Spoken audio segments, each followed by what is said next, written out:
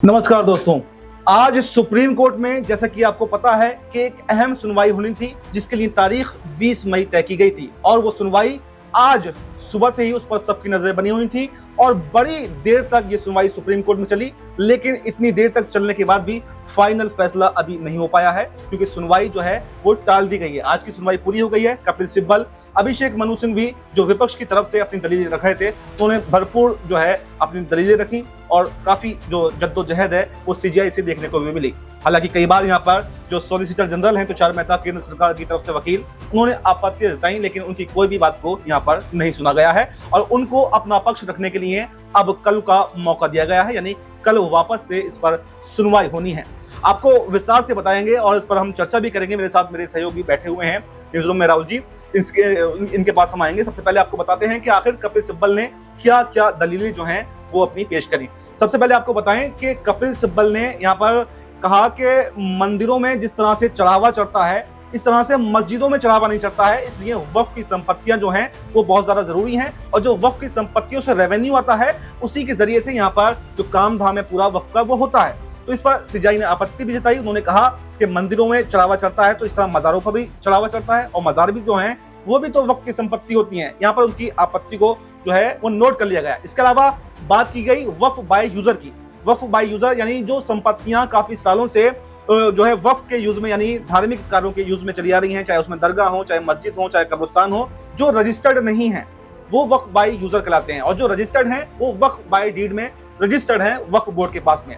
इसमें सवाल यह है कि जो नया कानून लाया गया है उसमें ये कहा गया है कि वक्फ बाय यूजर हो या वक्फ बाय डीड हो, तमाम ही संपत्तियों की जांच की जाएगी और इसके बाद में अगर कोई उसके कागज पेश कर पाता है तो वो वक्फ की संपत्ति रहेगी, लेकिन अगर कोई कागज पेश नहीं कर पाता है तो वो वक्फ की संपत्ति नहीं रहेगी। और इसी पर कपिल सिब्बल ने आपत्ति जताई। उन्होंने कहा कि वक्फ का मामला कोई अभी का नया नहीं है, ये बरसों पुराना 200, 300, 400, 500 साल पुराना मामला है। जब पहले कागज थे ही नहीं, देश आजाद हुआ 1947 में, तो उसके कागज आखिर कहां से आएंगे। इसको भी सीजीआई ने जो है गंभीरता के साथ में इसको सुना और पूरे मामले को नोट कर लिया है। लेकिन अब सवाल ये बन रहे हैं कि क्या सुप्रीम कोर्ट से राहत यहां पर वक्फ बिल के मामले में मिल पाएगी या फिर नहीं, क्योंकि जिस तरह से सीजीआई गवाही 14 ही मई को सीजीआई बने हैं, हालांकि एक के बाद एक बड़े फैसले ले रहे हैं और कहीं न कहा जाए तो केंद्र सरकार जो है वो सदमे में है। मोदी और शाह सख्ते में पड़ गए हैं क्योंकि इस पहला ही फैसला उन्होंने लिया और उसमें बीजेपी को लपेट दिया। सबसे पहला फैसला महाराष्ट्र में लिया नारायण राणे के खिलाफ। जो नारायण राणे ने मंत्री रहते हुए अपने एक सहयोगी को, एक दोस्त को, बिल्डर दोस्त को 30 एकड़ वन विभाग की जमीन सौंपी थी, वो अब वापस करनी होगी। और इसी के साथ में अब दूसरा बड़ा मामला वक्फ बिल को लेकर के आया है। हालांकि सुप्रीम कोर्ट पर जो दबाव एक बनाने की कोशिश की गई, क्योंकि आज ही सुबह एक बयान आया उपराष्ट्रपति जगदीप धनखड़ का कि सुप्रीम कोर्ट ने जो यशवंत सिन्हा के खिलाफ अगर अभी तक कार्रवाई क्यों नहीं हुई। इसके अलावा अभी राष्ट्रपति का भी कुछ दिन पहले ही एक बयान आया, उन्होंने 14 सवाल सुप्रीम कोर्ट से दाग दिए। तो कहा जाए तो कहीं ना कहीं ये कहा जा रहा है कि सुप्रीम कोर्ट पर एक तरीके से केंद्र सरकार जो है संवैधानिक पदों पर बैठे हुए व्यक्तियों द्वारा एक दबाव बनाने की कोशिश कर रही है। लेकिन अब हम चलते हैं अपने पहले सवाल की तरफ, राहुल जी की तरफ। राहुल जी, जिस तरह से आज सुनवाई हुई उस पूरी सुनवाई के बाद में आपको क्या लगता है कि सुप्रीम कोर्ट क्या वक्फ बिल को जितनी गहरी संवेदनशीलता के साथ में सुन रहा है तो क्या इस पर मुसलमानों को कोई राहत सुप्रीम कोर्ट से मिल सकती है, या फिर जिस तरह से पहले यहाँ पर केंद्र सरकार अपनी दलीलें दे रहा है कि ये सब कुछ ठीक है, तो क्या इस बिल को रद्द कर दिया जाएगा, संशोधन किए जाएंगे, या कि इस पूरे प्रकरण को आप कैसा देखते हैं? जी बिल्कुल, देखिए अब्बास भाई, जिस तरीके से अगर सुनवाई की बात करते हैं तो जोरदार बहस हम देखते हैं कि इस मुद्दे पर होती है। जो सॉलिसिटर जनरल तुषार मेहता हैं वो और कपिल सिब्बल दोनों की तरफ से, और जो सवाल खड़ा किया जा रहा था वो ये है कि जो वक्फ की पास संपत्ति है उसका ब्यौरा दिया जाए, उसके तमाम पेपर्स दिए जाए, जिसमें कपिल सिब्बल ने ये साफ तौर पर कहा है कि ये जो प्रॉपर्टी है ये अल्लाह की देन है, ये कहा उनकी तरफ से बयान दिया गया। लेकिन देखिए सबसे बड़ी बात ये देखी जा रही है कि जो 3 बिंदु हैं जिनमें संशोधन की बात कही जा रही है, और वो 3 पॉइंट ही हैं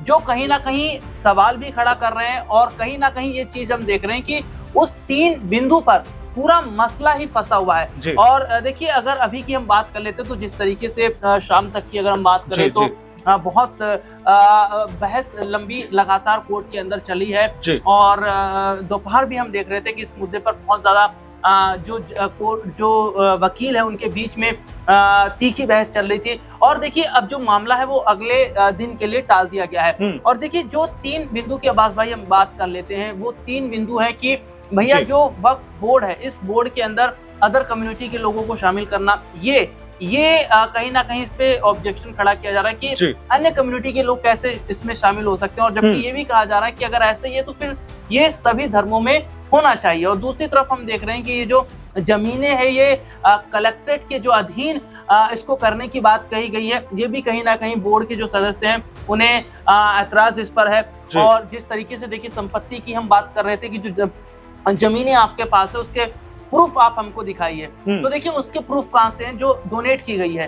तो ये 3 चीजें, ये जो 3 सवाल है, ये कहीं ना कहीं ऐसा देखा जा रहा है कि देखिए लोकसभा और राज्यसभा से बिल पास तो हो गया, लेकिन देखिए इससे पहले की अगर हम बात कर लेते हैं, जब सीजीआई के पद पर संजीव खन्ना मौजूद थे, तो उस दौरान देखिए जब पहली बार मामला जब सुप्रीम कोर्ट में गया था और जब सुनवाई हुई थी, तो कुछ इसी तरीके से ही हम देख रहे थे कि मामला तीखा उस दौरान चलता नजर आया। और यही कहा जा रहा था कि शायद अब तो कुछ बड़ा होगा, या तो ये 3 बिंदु जो है इनमें बदलाव किए जाएंगे, या तो ये बिल सरकार को वापस लेना पड़ेगा। लेकिन हम उसके बाद क्या देखते हैं जी, सुनवाई जब टाल दी जाती है और उसके बाद में जब इसमें सुनवाई टाली गई तो फिर लोगों की एक उम्मीद जो है वो कमजोर पड़ रहा था। लोगों की उम्मीद जो थी वो टूट रही थी, लेकिन क्या वो उम्मीद अब वापस से कायम हो गई है? और क्या बिल्कुल अब यहाँ पर कोई बड़ा फैसला जो है सीजीआई गवई इस पर लेकर रहेंगे? जी बिल्कुल। देखिए अब्बास भाई, जब सीजीआई खन्ना ने जब सीजीआई के वे पद पर थे तो उन्होंने बीआर गवई की पीठ को ये मामला सौंप दिया था। हालांकि देखिए हम कोर्ट के फैसले पर सवाल नहीं खड़ा करेंगे या कोर्ट क्या फैसला देगा इस पर हम बात नहीं करेंगे। देखिए कोर्ट का जो भी फैसला रहेगा इसे सबको मानना पड़ेगा। और यहाँ पर अभी हाल ही में हम देखते हैं, अगर मैं बात करता हूँ तो जो वक्फ बिल पर ही जो सुनवाई जब सीजीआई के पद पर थे संजीव खन्ना, उस वक्त जब हुई थी तो उस दौरान हम देख रहे थे जो फैसला सुनाया गया था उसके बाद किस तरीके से जो गुजरात पूरी तरीके से कोर्ट के खिलाफ हो गई थी। चाहे निशिकांत दुबे हैं, वे जजों पर सवाल खड़ा कर रहे थे। इसमें उपराष्ट्रपति जगदीप धनखड़ भी आ जाते हैं जो कि ये कहते हैं कि भैया संविधान से बड़ा कोई नहीं होता है। तो ऐसे में अभी देखा जा रहा है कि फिलहाल बीआर गवई को लेकर उस तरीके की चीजें नजर नहीं आ रही। और देखिए एक छोटी सी बात अगर हम देखें बीआर गवई के को लेकर, तो बीआर गवई ने बहुत सारे ऐसे अहम फैसले जो हैं उनकी अगर हम बात करें संलिप्तता रही है, जैसे नोटबंदी जैसा जो मुद्दा रहा है, 370 जैसा जो मुद्दा रहा है, इन मुद्दों में उनकी प्रमुखता रही है। हालांकि अगर थोड़ा सा यहाँ पर जिक्र करें तो वो जो मौजूदा सरकार है उसके थोड़ा सा समर्थन में दिखते वो नजर आते हैं। हालांकि ये एक ऐसे ही एक अगर हम बात करें तो जानकारी है, लेकिन देखिए जो जज होते हैं वो जज होते हैं और कोर्ट जो न्यायपालिका का अगर हम जिक्र करें तो वो निष्पक्ष फैसला सुनाती है। तो यहाँ पर ये देखना होगा कि जिस तरीके से उम्मीद का आप जिक्र कर रहे हैं कि क्या अगर कल की जो सुनवाई है, जो कल की सुनवाई होगी, उस सुनवाई में क्या जो अंतिम फैसला है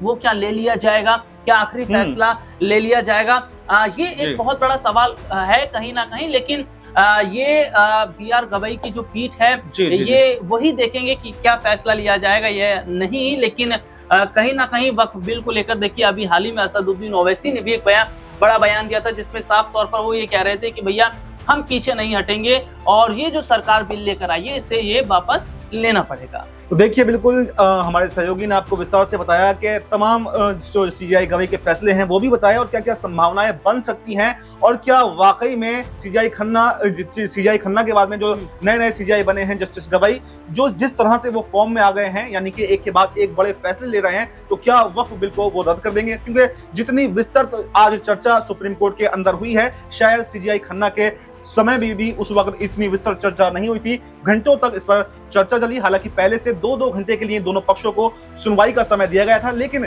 जैसे ही दलीलें रखने में 2 घंटे में वो नाकामयाब हुए तो उस समय को बढ़ा दिया गया और आज सिर्फ एक ही पक्ष की सुनवाई हो पाई है और अगली सुनवाई कल, यानी कि केंद्र सरकार की तरफ से जो सुनवाई है वो कल को की जाएगी और उसके बाद ही कोई अंतिम फैसला जो है वो सीजीआई गवई इस पर लेने वाले हैं। तो क्या ये बिल रद्द होगा? क्या सुप्रीम कोर्ट से मुसलमानों की बड़ी जीत होगी? क्या असदुद्दीन ओवैसी और जो तमाम विपक्षी लोगों ने याचिकाएं लगाई हैं उनकी बड़ी जीत होगी? और क्या मोदी सरकार को यहाँ पर भी मुंह की खानी पड़ेगी? ये देखना काफी दिलचस्प होने वाला है। फिलहाल इस रिपोर्ट में इतना ही। इस रिपोर्ट पर आपकी क्या राय है? कमेंट बॉक्स में अपनी राय जरूर दें और हमें दीजिए इजाजत।